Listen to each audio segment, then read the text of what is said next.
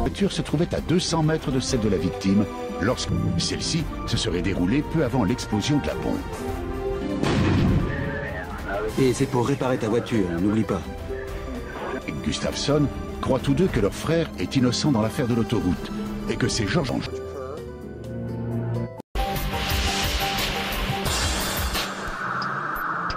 Un coup de feu tiré depuis une voiture sur une autoroute d'Alaska.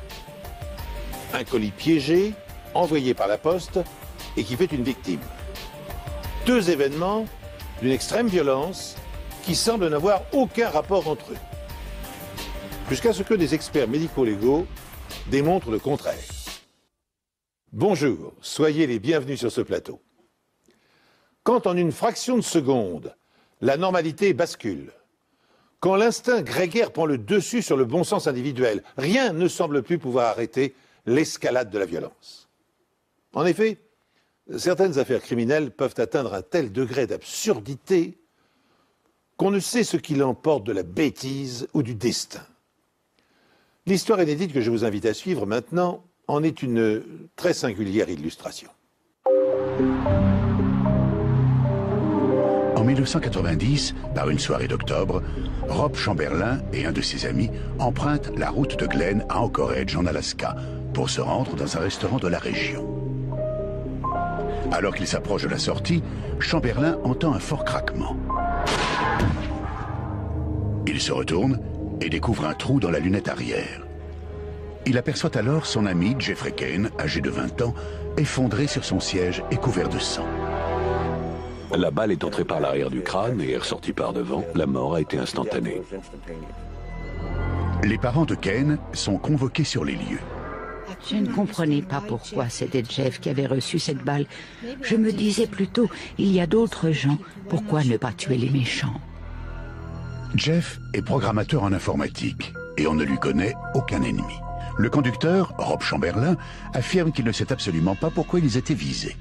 On a d'abord pensé à une affaire de drogue qui aurait mal tourné. Quelqu'un aurait pu suivre ce jeune homme et provoquer ce genre d'incident. On a tout fait pour en savoir plus. Étiez-vous visé pour une raison évidente?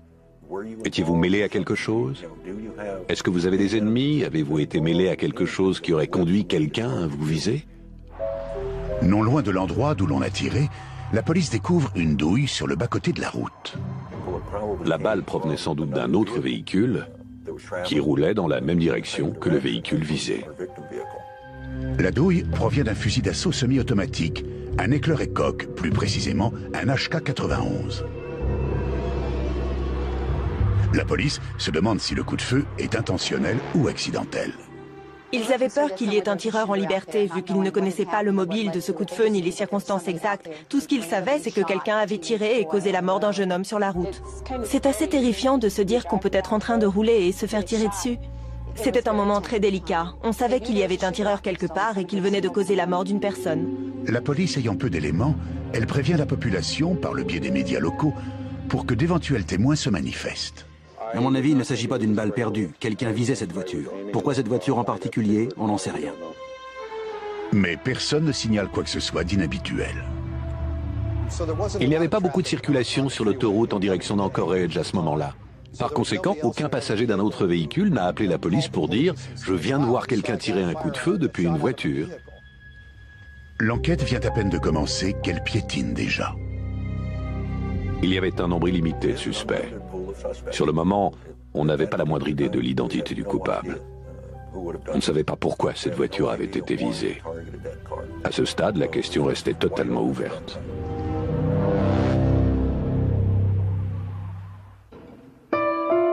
La famille et les amis de la victime essaient de comprendre pourquoi ce coup de feu a coûté la vie à Jeff Kane. Des jeunes qui conduisent trop vite. Peut-être un accident de voiture, mais jamais de coup de feu sur le passager d'une voiture. C'est quelque chose qu'on lit dans les journaux à Los Angeles, pas en Alaska. La douille, trouvée sur le bord de la route, donne à penser à la police que Jeff a été touché par une balle tirée depuis une autre voiture. Il semble que le tireur ait attendu que la voiture quitte l'autoroute et ralentisse avant de tirer la balle fatale.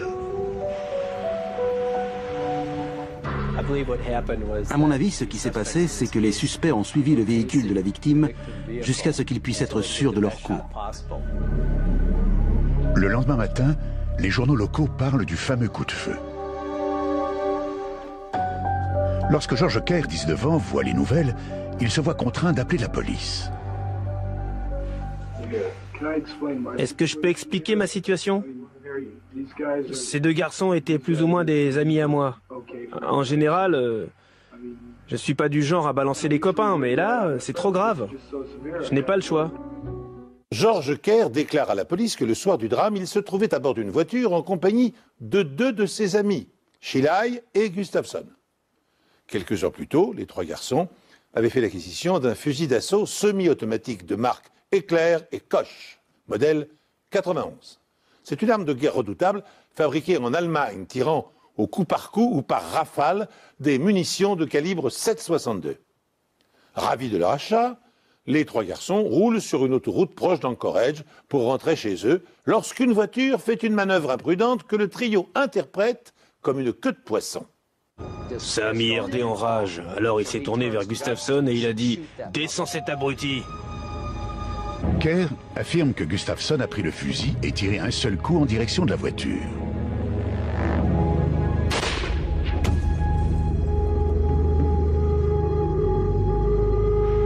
Kerr prétend qu'il ne savait pas que quelqu'un avait été touché jusqu'à ce qu'il lise les journaux. Est-ce qu'il a vraiment visé avec le fusil? Ah, ça s'est passé très vite, je sais pas, j'étais assis à l'arrière et je lui ai dit de pas faire ça. J'étais persuadé qu'il ne ferait pas une chose pareille. La version de George Kerr concernant le coup de feu est très crédible, parce qu'à ce moment-là, on avait travaillé sur les lieux du crime et sur l'autoroute toute la nuit. Ça correspondait tout à fait avec ce qu'on avait. Il détenait indéniablement des informations dont les médias n'avaient pas parlé. Kerr affirme qu'il ne sait pas ce que Gustafson a fait du fusil après ce coup de feu. Les enquêteurs ne sont pas entièrement convaincus que Kerr témoignera contre ses amis lors d'une audience publique. À vrai dire, je n'ai jamais fait confiance à George. C'est le genre de personne qui peut se contredire. Il pouvait changer d'avis parce que d'un côté il disait « c'est vraiment affreux, ce garçon ne méritait vraiment pas de mourir ». Mais d'un autre côté, il affirmait que ces deux gamins étaient ses meilleurs amis et qu'ils étaient prêts à mourir les uns pour les autres. Rien ne prouvait que ça s'était passé autrement que ce que racontait George. Vous voyez ce que je veux dire? Alors il ne pouvait pas procéder à une arrestation sur le moment. Pour confirmer la version de Kerr quant à ces événements, la police lui demande de porter un micro caché et d'aller retrouver Chili et Gustafson. La rencontre a lieu dans un restaurant de l'aéroport international d'Anchorage. Deux policiers en civil se tiennent à proximité. Le dispositif d'enregistrement est placé dans une voiture à l'extérieur. George Kerr a dit des choses du genre « Doug, pourquoi il a fallu que tu tues ce type ?» Et Gustafson a répondu des choses comme « Je voulais pas, George ». Et le tout confirmait entièrement ce que Kerr avait raconté aux inspecteurs. Mais Gustafson refuse de dire où il a caché le fusil. Cependant, la police arrête R.D. Chili et Doug Gustafson pour le meurtre de Jeffrey Kane. George Kerr accepte de plaider coupable ainsi que de témoigner pour l'accusation en échange de son immunité. En l'absence de l'arme du crime, tout repose sur lui. George Kerr était un élément crucial pour l'accusation. Sans lui, ça aurait été très difficile d'avancer dans l'affaire, me semble-t-il. De plus, c'était un témoin oculaire qui avait assisté non seulement au coup de feu, mais à ce qui s'était passé avant et après. Pourtant, alors que le procès est sur le point de commencer, George Kerr change de version.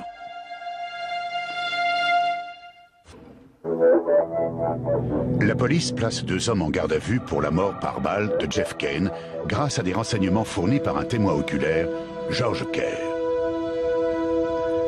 Kerr commence par affirmer que Doug Gustafson a tiré avec un fusil d'assaut sur Jeff Kane à une distance d'environ 10 mètres, entraînant ainsi une mort instantanée. Mais Kerr ne tarde pas à changer de version. Il n'a pas vraiment visé, il a juste braqué l'arme en direction de la voiture. Il prétend maintenant que Gustafson a pointé l'arme par la fenêtre, tiré à une distance de 200 mètres et touché la voiture. Je pense qu'il a fait ça pour venir en aide à ses amis. Ça leur permettait de dire que ça n'était pas un homicide volontaire, que c'était quelque chose de moins grave, une sorte d'homicide par négligence, d'homicide involontaire. En fait, il essayait de trouver un moyen de calmer ses amis. La douille trouvée sur les lieux indique que l'arme est un fusil d'assaut, un HK-91.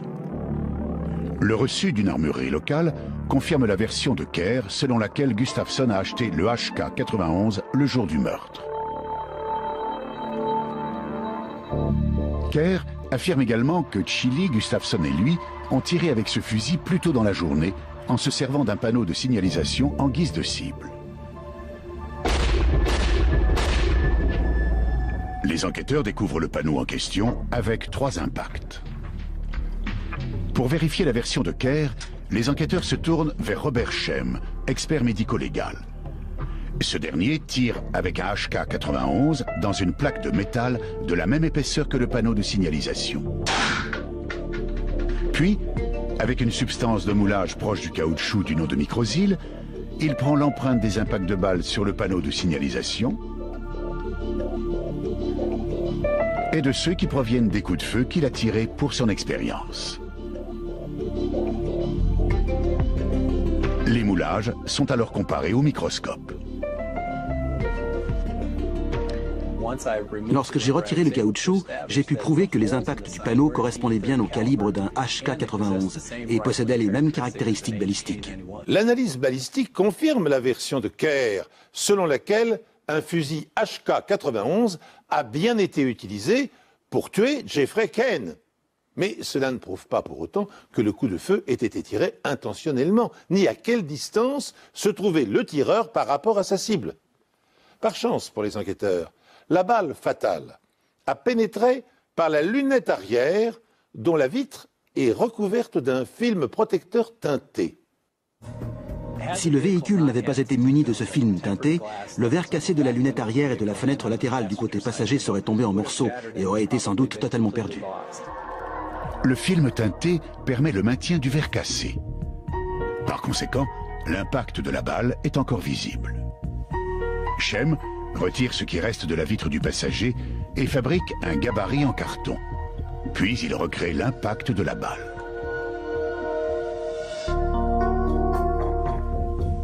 Il place ensuite le gabarit à la place de la vitre du côté passager. Il réalise alors une expérience simple. Il tend une ficelle passant par l'impact de la balle dans la lunette arrière, puis par le trou dans l'appui-tête, et la fait ressortir par l'impact de la vitre du côté passager. Cette expérience nous a permis d'en savoir plus sur la trajectoire. L'angle était d'environ 47 degrés par rapport à l'arrière du véhicule. Si le coup avait été tiré à une distance de 200 mètres, comme l'affirme maintenant George Kerr, l'angle de la trajectoire aurait été d'environ 95 degrés. Mais l'angle de 47 degrés place la voiture du tireur tout près, à une distance comprise entre 7 et 15 mètres. Dans ce cas, les véhicules sont tellement proches l'un de l'autre que ça devient très facile pour Gustafsson de tirer en visant le véhicule de la victime. Lors du procès, George Kerr témoigne contre ses 2 amis, mais il maintient que leur voiture se trouvait à 200 mètres de celle de la victime lorsque le coup de feu a été tiré.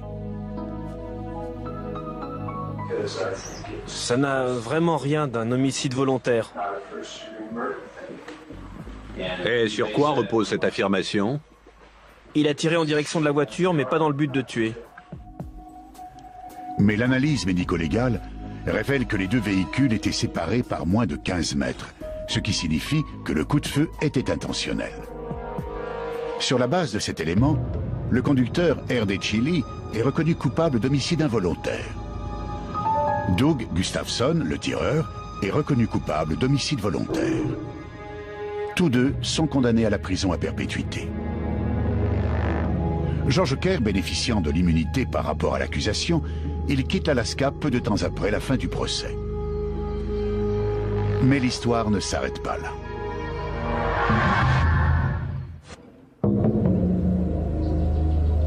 En Environ un an après un coup de feu sur une autoroute, un colis est envoyé par la poste à George Kerr. Il porte l'adresse de sa famille à Eklutna, en Alaska.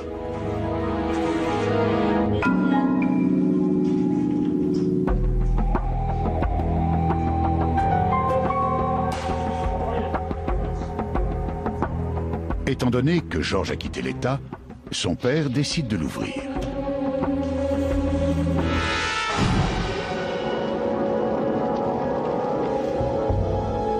David Kerr, âgé de 44 ans, est tué sur le coup.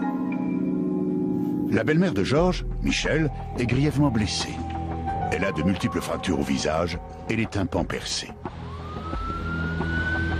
Les policiers l'interrogent pendant le trajet vers l'hôpital, persuadés qu'elle ne pourra pas survivre. Michel, ces gens sont de la police. Répétez simplement ce qui s'est passé selon vous. On vous écoute. On a reçu un colis qui était adressé à George. Il avait été posté dans l'État d'Alaska. Je sais que c'était de la part de Doug. Comment savez-vous que ce paquet venait de Doug? Parce que c'est à cause de George qu'il est allé en prison. George a témoigné. Selon Michel, la bombe provient forcément des deux hommes que son beau-fils a envoyés en prison, Doug Gustafson et Erde Chili. La bombe n'était pas destinée à faire peur ou à intimider. Elle était faite pour tuer. Et elle a réussi. Sauf qu'il y a eu erreur sur la personne. Doug Gustafson et Erde Chili se sont-ils vengés d'avoir été dénoncés par leur ami George Kerr? Bien que cette théorie semble fondée, elle se heurte néanmoins à une lacune de taille. Au moment de l'attentat au colis piégé, les deux garçons croupissaient en prison. Pour tenter d'identifier l'expéditeur de la bombe, Jim Bordenay autopsie le corps de David Kerr. Des fragments de l'engin explosif pourront-ils fournir des indications? Le médecin légiste extrait une minuscule pièce métallique incrustée dans la poitrine de la victime. Et en l'examinant au microscope, il établit qu'il s'agit d'un morceau de détonateur. Notre laboratoire a fini par réussir à identifier le type de détonateur dont cette pièce faisait partie, ainsi que son fabricant. À qui ce fabricant fournissait-il des circuits semblables? Il s'agit d'une chaîne de magasins d'électronique très répandue. Mais on savait que cette chaîne était représentée à Anchorage. Mais Chili et Gustafson sont tous deux incarcérés à ce moment-là. Comment aurait-il pu faire ça depuis la prison? Comment aurait-il pu y arriver? Voilà le genre de questions qu'on se posait tous. Comment quelqu'un aurait pu faire ça tout en étant en prison? Étant donné qu'en prison, toutes les conversations des détenus sont généralement enregistrées, les enquêteurs découvrent une conversation codée entre Gustafson et sa sœur Peggy. Celle-ci se serait déroulée peu avant l'explosion de la bombe.